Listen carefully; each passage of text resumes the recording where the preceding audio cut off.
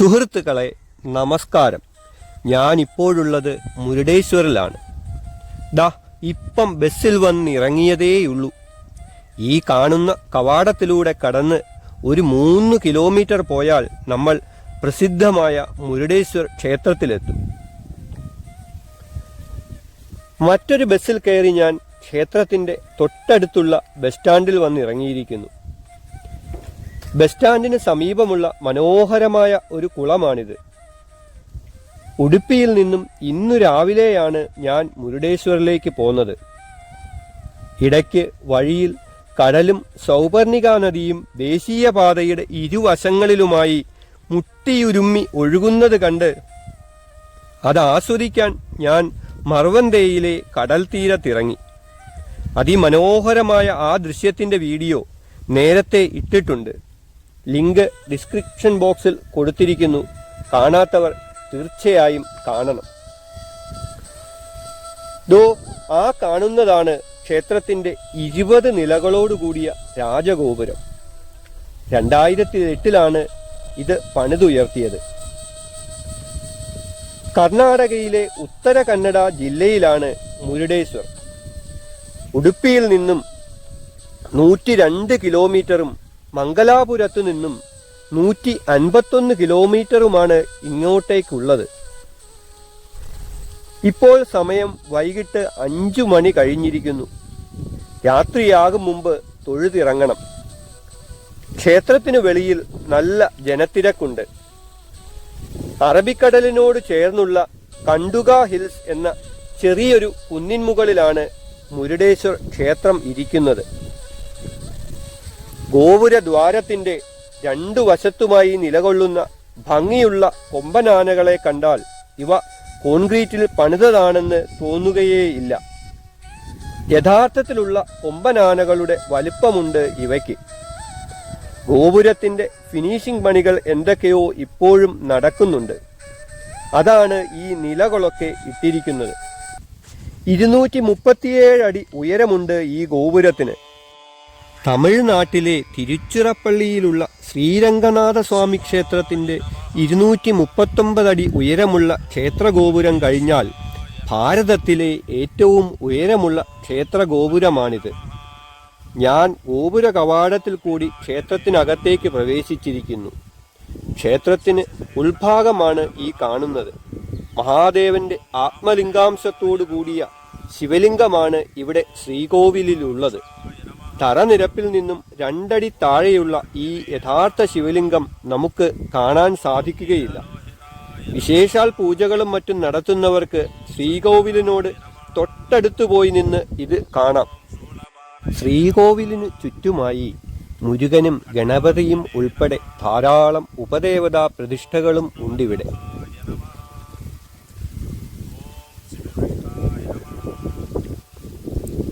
ഈ കാണുന്ന ക്ഷേത്രഭാഗത്തിനുള്ളിലാണ് ശ്രീകോവിൽ. ശിവലിംഗം ഇരിക്കുന്ന ഉള്ളിലുള്ള ശ്രീകോവിൽ ഭാഗം ഒഴിച്ച് ബാക്കിയുള്ള ഈ ക്ഷേത്രഭാഗങ്ങളെല്ലാം പുതുതായി നിർമ്മിച്ചിരിക്കുന്നതാണ്. ഈ കവാടത്തിനുള്ളിലൂടെ നേരെ കാണുന്നതാണ് ശ്രീകോവിൽ. ഞാൻ ദർശനത്തിനായി ഉള്ളിലേക്ക് കയറുകയാണ്. ആർ.എൻ. ഷെട്ടി എന്ന ഇവിടുത്തുകാരനായ ഒരു ബിസിനസ്സുകാരനാണ് പ്രധാനമായും ഇതിനെല്ലാമുള്ള പണം മുടക്കിയിരിക്കുന്നത്. 2020 മരിച്ച അദ്ദേഹത്തിന്റെ വലിയ ഫോട്ടോകളും മറ്റും ഇവിടെ ക്ഷേത്രത്തിനകത്തും പുറത്തുമെല്ലാം സ്ഥാപിച്ചിട്ടുണ്ട്. മുരുടേശ്വർ ഒരു ടൂറിസ്റ്റ് അട്രാക്ഷനായി മാറാൻ കാരണം അദ്ദേഹമാണ്. ഞാൻ ദർശനം കഴിഞ്ഞ് പുറത്തിറങ്ങിയിരിക്കുന്നു. 20 നിലകളുള്ള ഈ ക്ഷേത്രഗോപുരത്തിന്റെ 19ാമത്തെ നിലയിൽ വരെ ചെന്ന് അവിടെ നിന്നും ചുറ്റുപാടുകൾ വീക്ഷിക്കാനുള്ള ലിഫ്റ്റ് സൗകര്യം ഇവിടെ ഒരുക്കിയിട്ടുണ്ട്. 2 ലിഫ്റ്റുകളാണുള്ളത്. ഒന്ന് മുകളിലേക്ക് കയറാനും മറ്റൊന്ന് താഴേക്കിറങ്ങാനും.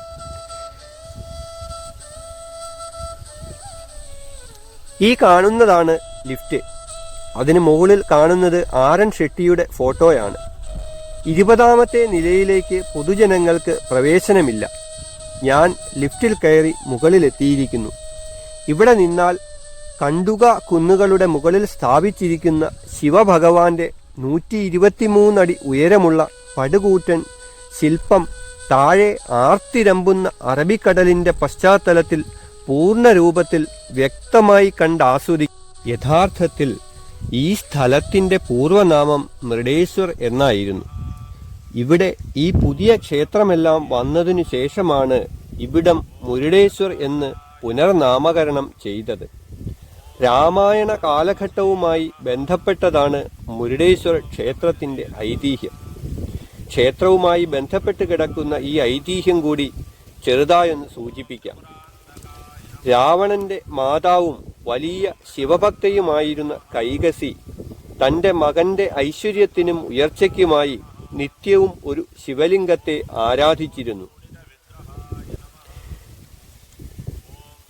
ഞാനിപ്പോൾ ക്ഷേത്രഗോപുരത്തിന്റെ മുകളിൽ നിന്നും താഴെ ഇറങ്ങിയിരിക്കുന്നു. കഥ തുടരുകയാണ്.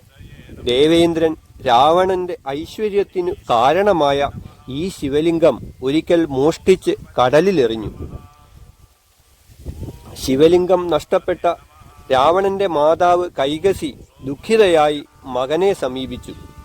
അമ്മ വിഷമിക്കേണ്ട, സാക്ഷാൽ മഹാദേവന്റെ പക്കലുള്ള അദ്ദേഹത്തിന്റെ ആത്മസ്വരൂപമായ ആത്മലിംഗം തന്നെ ഞാൻ അമ്മയ്ക്കായി കൊണ്ടുവന്ന് സമർപ്പിക്കും എന്ന് പറഞ്ഞ് മാതാവിനെ സമാധാനിപ്പിച്ചുകൊണ്ട് തപസ്സനുഷ്ഠിക്കാനായി രാവണൻ കൈലാസത്തിലേക്ക് യാത്രയായി. രാവണന്റെ ഘോര തപസ്സിൽ സംപ്രീതനായ ഭഗവാൻ ശിവൻ പ്രത്യക്ഷപ്പെട്ടു. രാവണന്റെ ആഗ്രഹം പോലെ തന്നെ അദ്ദേഹം തൻ്റെ കയ്യിലുള്ള ആത്മലിംഗം രാവണനു നൽകി. എന്നിട്ട് പറഞ്ഞു, ഈ ആത്മലിംഗം എവിടെയെങ്കിലും നിലത്തുവെച്ചാൽ അതവിടെ ഉറച്ചു പോകും. ആരാലും പിന്നെ അതവിടെ നിന്നും ഇളക്കാൻ സാധിക്കുകയില്ല. അതുകൊണ്ട് തന്നെ ലങ്കയിലെത്തും മുൻപ് ഇത് താഴെ വയ്ക്കരുത് എന്ന് രാവണനെ ഉപദേശിച്ചു. രാവണൻ കൈലാസത്തിൽ നിന്നും ആത്മലിംഗവുമായി ലങ്കയിലേക്ക് യാത്രയായി. ആത്മലിംഗത്തെ മുടങ്ങാതെ ആരാധിച്ചാൽ രാവണൻ അമരനാകും എന്നറിയാവുന്ന മഹാവിഷ്ണു അതു തടയാനായി ഗണപതി ഭഗവാന്റെ സഹായം തേടി.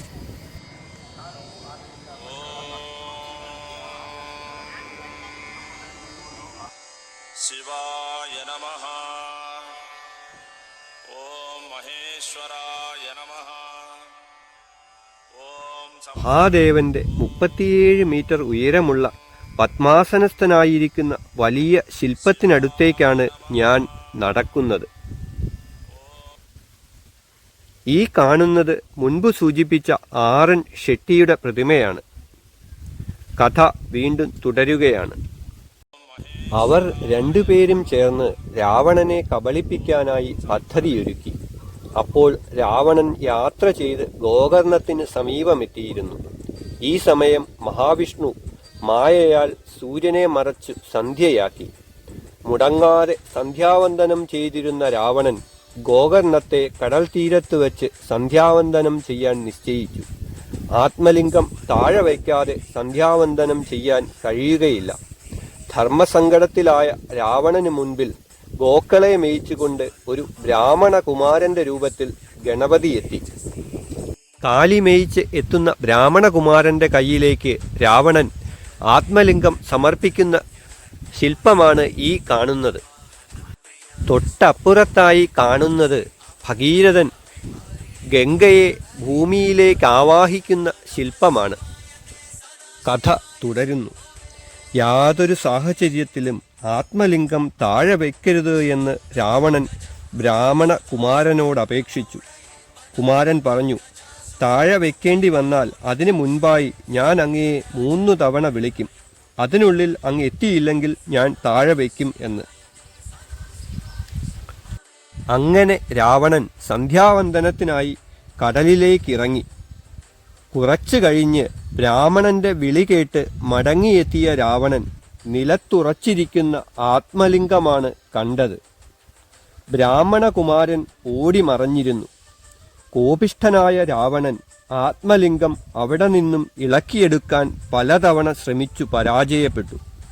ബലപ്രയോഗത്തിനിടയിൽ അടർന്നു പോന്ന ആത്മലിംഗം മൂടിയിരുന്ന തുണിയും ശിവലിംഗത്തിന്റെ ചില കഷ്ണങ്ങളും അയാൾ കോപത്താൽ ദൂരേക്ക് വലിച്ചെറിഞ്ഞു. അത് പലയിടങ്ങളിലായി ചെന്നു വീണു. അതിൽ ആത്മലിംഗം മൂടിയ തുണി വന്നു വീണിടത്താണ് പിന്നീട് മൃഡേശ്വർ അഥവാ ഇന്നത്തെ മുരുടേശ്വർ ക്ഷേത്രം ഉണ്ടായത്. ആത്മലിംഗം നിലത്തുറച്ചു പോയിടത്താണ് ഗോകർണത്തെ മഹാബലേശ്വർ ക്ഷേത്രം. ആത്മലിംഗത്തിന്റെ ചെറു കഷ്ണങ്ങൾ ചെന്നു പതിച്ചിടമാണ് സജ്ജേശ്വർ, ധരേശ്വർ, ഗുൺവന്തേ എന്നിന്നറിയപ്പെടുന്ന ഗുൺവന്തേശ്വർ എന്നീ ശിവക്ഷേത്രങ്ങളുള്ളത്. 50 കിലോമീറ്റർ ചുറ്റളവിലായുള്ള ഈ 5 ക്ഷേത്രങ്ങളും ഒരേ ദിവസം ചെന്ന് തൊഴുക എന്നത് വളരെ പുണ്യദായകവും വിശേഷപ്പെട്ടതുമാണ് എന്ന് കരുതപ്പെടുന്നു.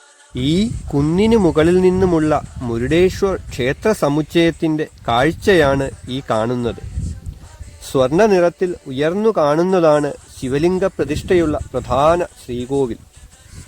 മഹാദേവന്റെ ഈ മനോഹര ശില്പം എത്ര കണ്ടാലും മതി വരികയില്ല. കർണാടകയിലെ തന്നെ ശിവമോഗയിൽ നിന്നുമുള്ള കാശിനാഥൻ എന്ന ശില്പിയുടെ നേതൃത്വത്തിലാണ് ഈ ശില്പങ്ങൾ രൂപകൽപ്പന ചെയ്ത് നിർമ്മിച്ചിരിക്കുന്നത്. ഭഗവാന് ചുറ്റുമായി കൈലാസത്തിലിരുന്ന് ധ്യാനിക്കുന്ന മുനിമാരുടെ ശില്പങ്ങളും നമുക്കിവിടെ കാണാവുന്നതാണ്.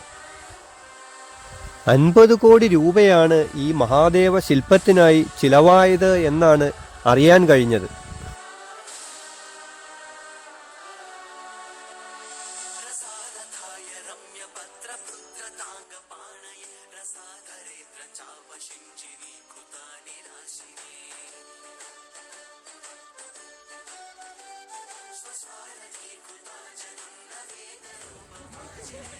ധർമ്മക്ഷേത്രമായ കുരുക്ഷേത്രത്തിൽ വെച്ച് ഭഗവാൻ ശ്രീകൃഷ്ണൻ അർജുനന് ഗീതോപദേശം നൽകുന്ന മനം മയക്കുന്ന മറ്റൊരു ശില്പമാണ് ഈ കാണുന്നത്.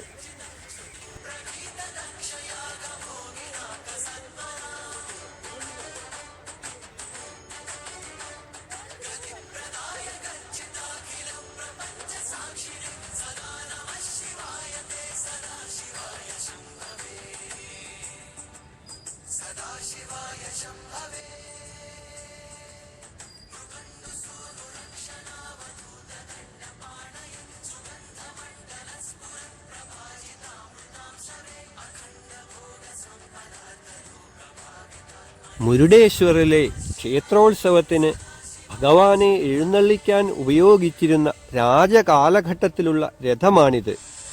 400 വർഷം പഴക്കമുണ്ട് ഇതിന്. 2021 ശേഷം ഇത് എഴുന്നള്ളത്തിന് ഉപയോഗിച്ചിട്ടില്ല.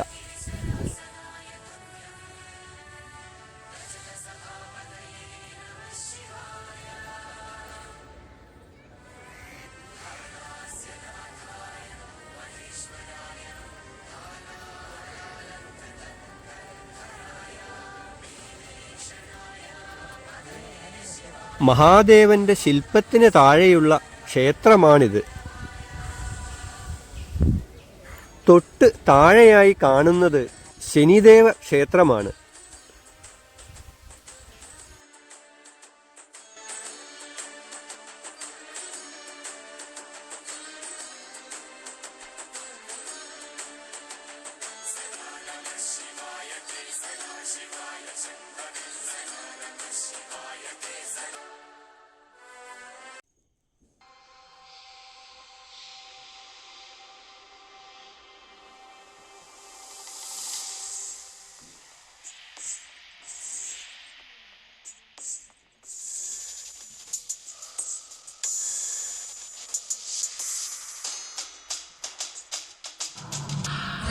ഞാൻ കുറച്ചു മുൻപ് പറഞ്ഞു തീർന്ന മുരുടേശ്വരന്റെ ഐതിഹ്യം ശില്പരൂപത്തിൽ അനാവൃതമാക്കിയിരിക്കുന്ന ഒരു സ്റ്റുഡിയോയാണിത്.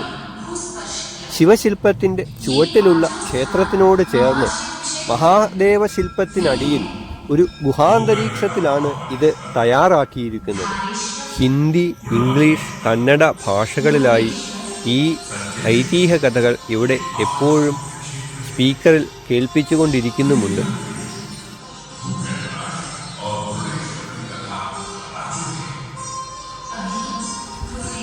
ശിവഭക്തയായ കൈകസിയെയും ആത്മലിംഗത്തിനായി തപസ്സനുഷ്ഠിക്കുന്ന രാവണനെയും രാവണന് വരം കിട്ടിയ വിവരം മഹാവിഷ്ണുവിനെ അറിയിക്കുന്ന നാരദമുനിയെയും തുടങ്ങി ഈ ഐതിഹ്യവുമായി ബന്ധപ്പെട്ട എല്ലാ കാര്യങ്ങളും ഇവിടെ ശില്പരൂപത്തിൽ വളരെ മനോഹരമായി ചിത്രീകരിച്ചിരിക്കുന്നു.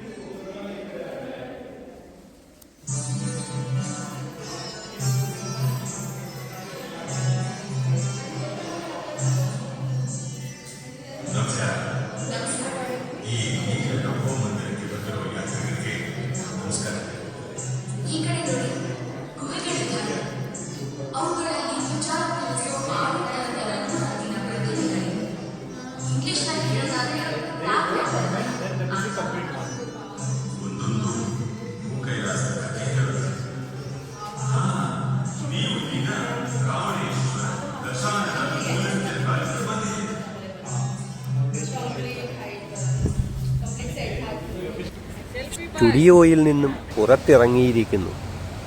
ഈ കന്തുക കുന്നുകളുടെ താഴെ ആർത്തിരമ്പുന്ന അറബിക്കടലാണ് ഈ കാണുന്നത്.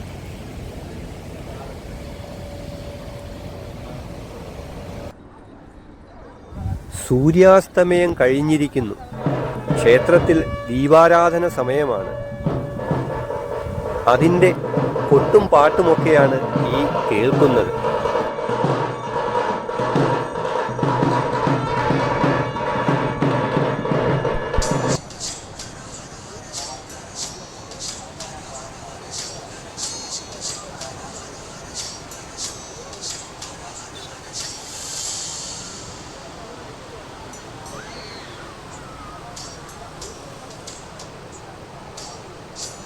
നേരം ഇരുട്ടിയിരിക്കുന്നു. ഭഗവാനെ ദർശിച്ച് മുരുടേശ്വറിലെ കാഴ്ചകൾ കണ്ട് പൊൻദീപപ്രഭയിൽ ജ്വലിച്ചു നിൽക്കുന്ന ഭഗവാനോട് യാത്ര പറഞ്ഞ് ഞാൻ യാത്ര തുടരുകയാണ്. എല്ലാവർക്കും നന്ദി. ശുഭയാത്ര.